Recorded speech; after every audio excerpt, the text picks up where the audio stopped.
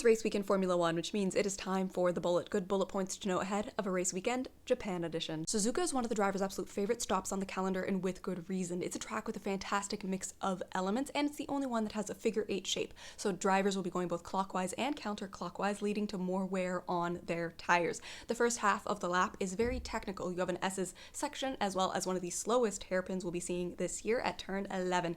The next half of the lap has a lot of fast turns, including 130R, and they get to go downhill on the singular straight through a singular DRS zone. In total, there are 18 turns and a circuit length of 5.807 kilometers, so the race will be run to 53 laps. Pirelli have elected to bring the hardest tires in their range, the C1s through C3s, and last year this was a 2-stopper. This is of course the home race for one Yuki Tsunoda, and Alpine are bringing their reserve driver Ryo Hirakawa in to do his FP1 session. A couple of changes to make note of. First off, about a third of the track has been resurfaced from the end of Sector 3 all the way through Sector 1, so that's a new surface for teams to get used to.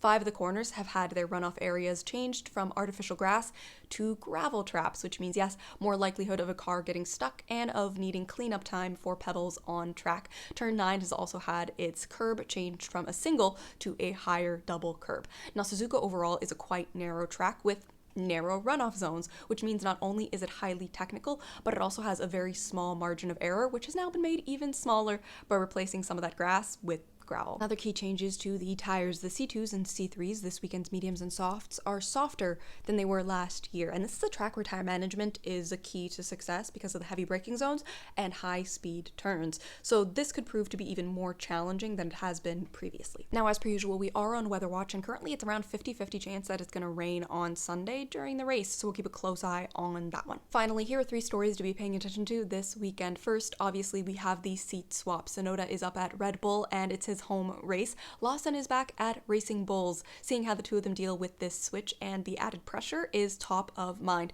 Secondly, we have George Russell. He has quietly been getting podiums for the last 2 weekends without very much muss or fuss or a lot of attention being paid to him on the broadcast. So keep an eye on what he is doing. Finally, we have a number of teams, drivers that are in a bit of a recovery mode almost. Ferrari have had a double disqualification and less than stellar points haul. Alpine have 0 points to date and a disqualification, and Sainz still isn't fully comfortable settled at Williams, so worth paying attention to all 3 of those. And there you have it, some good bullet points to know ahead of a race weekend. As always, if you have any fun facts to add or questions, pop them in the comments, and please do join for the watch along of quali and the race. Let's have an absolutely fantastic race weekend.